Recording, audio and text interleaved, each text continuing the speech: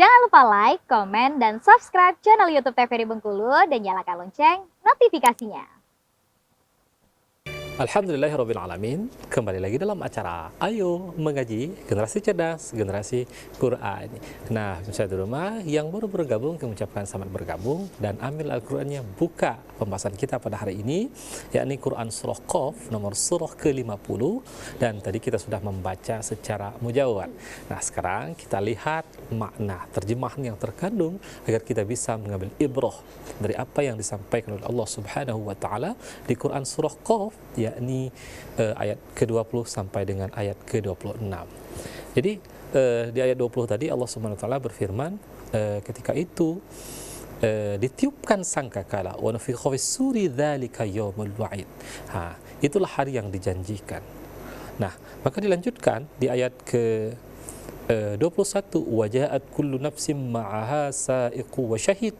Jadi di ayat ini datanglah tiap manusia dengan dua malaikat, malaikat pengawal dan malaikat yang akan menjadi saksi, ya, menjadi saksi. Laqad kunta fi ghaflatin min hadha fakashafna 'anka ghita'aka fabassaruka al-yawma hadid.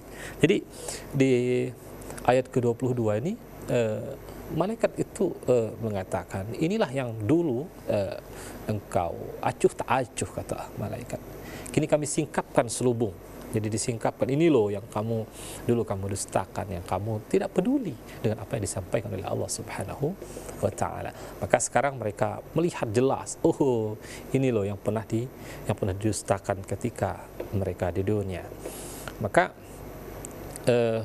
malaikat pendamping tadi, di ayat ke-23 dijelaskan, laqad kunta fi ghaflatin min hadha, ya, sampai kepada waqala qarinuhu hadza ma.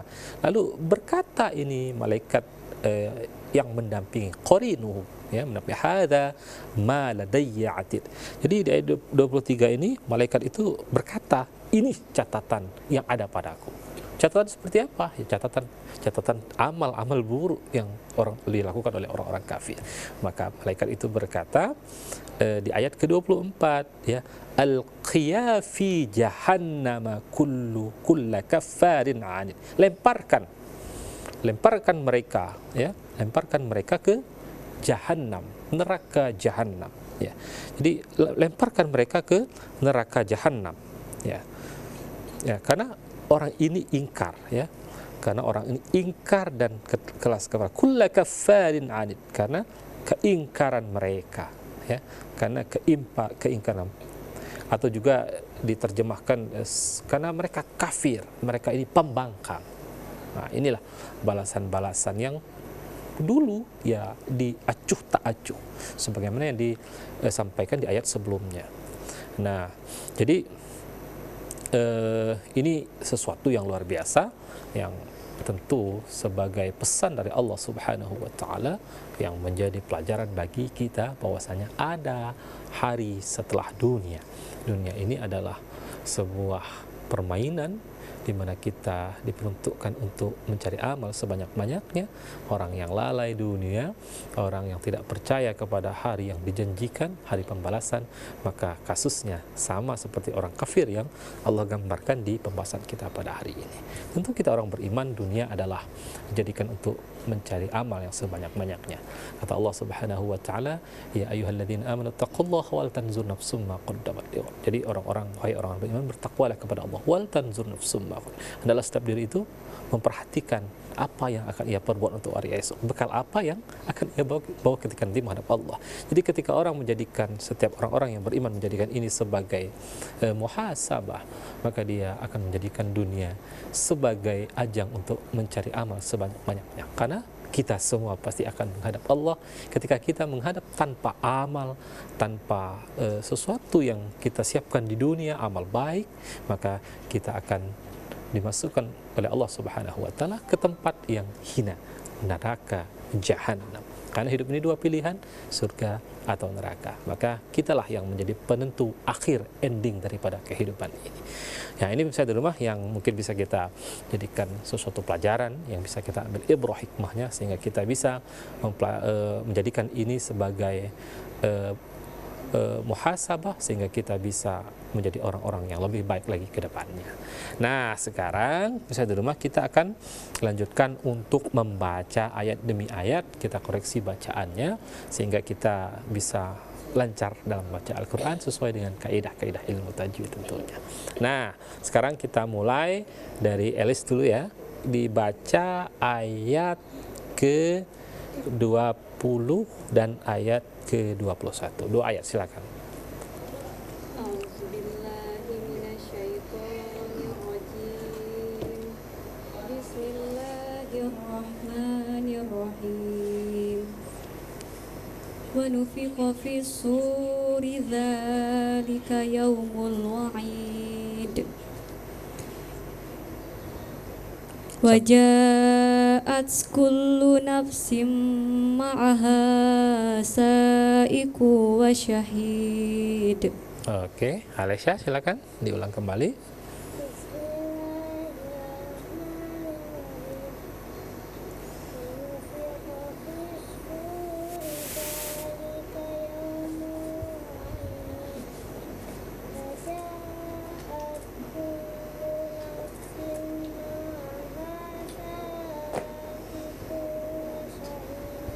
Oke, silakan Bella.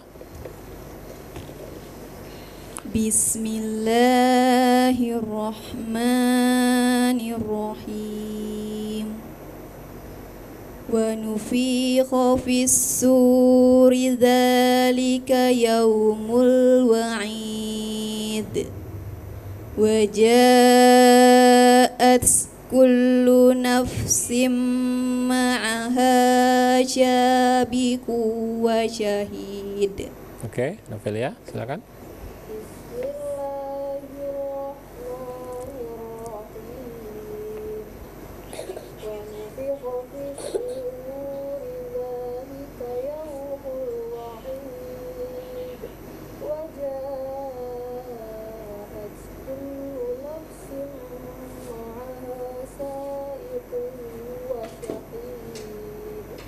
Oke, nah sekarang kita koreksi dan kita perbaiki bacaan kita di ayat ke-20 sampai dengan ayat ke-21.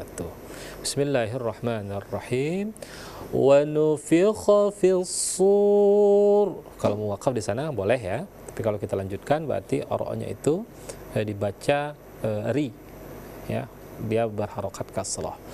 Wa nufikha fis suri dzalika yaumul wa'id. Hati-hati jangan sampai ada yang digoyang hurufnya. Waw, nun, fa dan kha, fi itu pendek semua ya. Jangan sampai ada yang digoyang.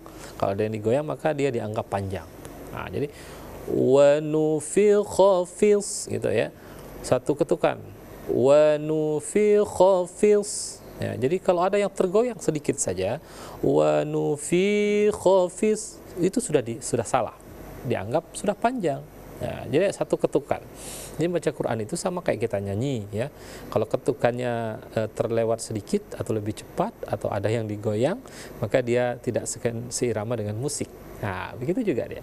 Wa nufikha fis sur wa nufikha fis suri dzalika. Nah, jadi kalau mau yang diirama-iramakan, dia diiramakan yang ada panjang. Apalagi kalau ada mat iwat ya, ada dan lain sebagainya, maka itu yang dipanjangkan. Nah, bagaimana tips-tipsnya agar tidak tergoyang, agar menyalahi aturan dalam satu ketukan, akan kita lanjutkan setelah pariwara berikut ini. Tetap di Ayo Mengaji, Generasi Cerdas, Generasi Quran.